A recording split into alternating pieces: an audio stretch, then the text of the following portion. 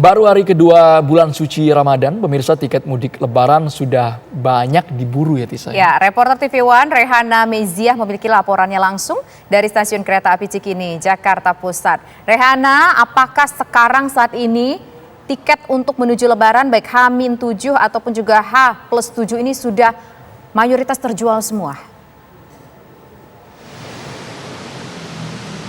Iya, selamat sore Andro, Tisa dan juga pemirsa. Ini memang menyambut bulan suci Ramadan. Ini terlihat bahwa ada sejumlah aktivitas yang tengah dilakukan oleh masyarakat. Salah satunya yakni mempersiapkan libur Lebaran di tahun 2023. Banyak ini masyarakat yang memilih untuk menggunakan mode transportasi kereta api sebagai transportasi favorit untuk melakukan perjalanannya dari satu kota ke kota lainnya.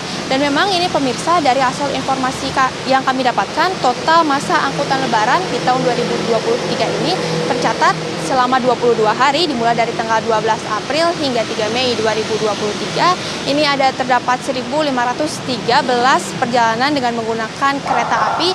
Untuk ketersediaan tempat duduknya ini pemirsa ada 1 juta ketersediaan tempat duduk bagi para penumpang untuk melakukan perjalanannya. Dan ini juga tercatat bahwa 1 juta ketersediaan tempat duduk tersebut yang merupakan perjalanan yang dimulai dari stasiun Gambir dan juga stasiun Pasar Senen. Selain itu juga ini pemirsa, lebih lanjut untuk masa angkutan Lebaran perharinya ini terdapat 69 perjalanan menggunakan kereta api, di mana 38 ini menggunakan ataupun berangkat dari stasiun Gambir dan 31 ini merupakan dari stasiun Senen.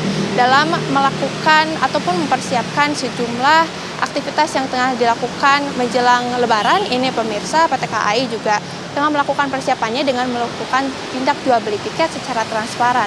Namun ini pemirsa, nyatanya ada banyak calo yang beredar di masyarakat dalam memperjualbelikan tiket dan juga memperjualbelikan tiket vaksin jelang Lebaran 2023. Lantas bagaimana ini pendapat dari pihak PT KAI mengenai hal tersebut? Kita akan berbincang sedikit dengan Ibu Eva selaku Humas dari PT KAI. Selamat sore, Bu. Selamat sore.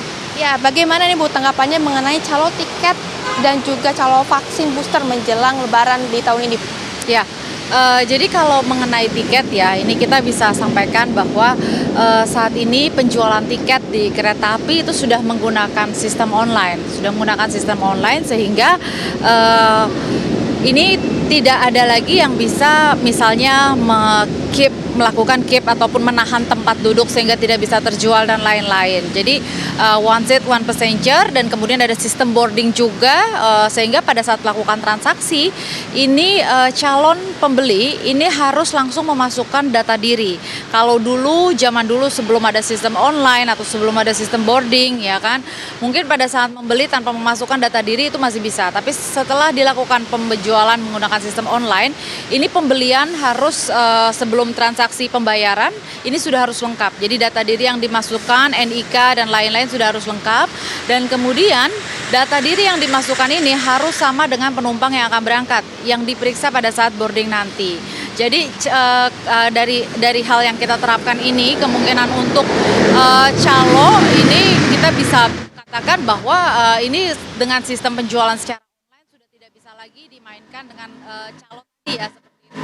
Lalu Bu, tanggapannya mengenai orang dalam dari PT KAI ini yang disinyalir membantu para calo dengan meminta uang tambahan, bagaimana tanggapannya Bu? Iya, ini juga pemberitaan yang kalau kami lihat agak kurang masuk akal juga ya, uang tambahannya 50.000. Lantas berapa yang dibagikan ke pegawai orang dalam? Ini agak salah satu pemberitaan yang simpang siur juga. Karena kalau kita melihat tiket yang ditampilkan pada pemberitaan yang menginformasikan kemarin di media online ya, yang menginformasikan ada calo, tiket tersebut ada, jadi gini, setiap tiket di bagian ujung itu ada barcode ya. Nah, pada barcode tersebut itu akan tertera pembeliannya melalui loket atau melalui sistem online. Nah, di tiket yang ditampilkan pada pemberitaan di media online yang menyebutkan adanya calo tersebut, itu terlihat bahwa barcode tersebut adalah tiket yang digunakan melalui pembelian sistem online, artinya KAI Akses. Nah, dalam hal ini kami memastikan bahwa ini bukan tiket yang tadi disebutkan ada orang dalam yang main dan lain-lain. Nah, artinya kalau sistem loket pun ini baru bisa dibuka 3 jam sebelum keberangkatan. Jadi memang saat ini kita melakukan semua penjualan secara online. kalau ada pembatalan sewaktu-waktu, ini pasti dia akan langsung tampil di aplikasi lagi.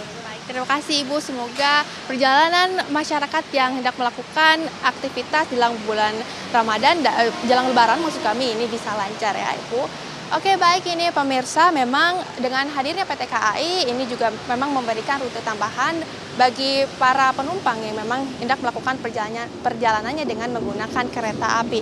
Selain itu juga memang ini pemirsa, jika Anda hendak melakukan pembelian ataupun pengecekan tiket maupun reschedule jadwal, Anda bisa langsung ini melakukan ataupun mengecek di aplikasi yang memang sudah ditunjuk oleh PT KAI secara resmi agar perjalanan Anda menjadi aman dan juga nyaman. Kembali ke studio. Baik, terima kasih Rehana Meziah atas laporan Anda langsung dari Stasiun Cikini, Jakarta.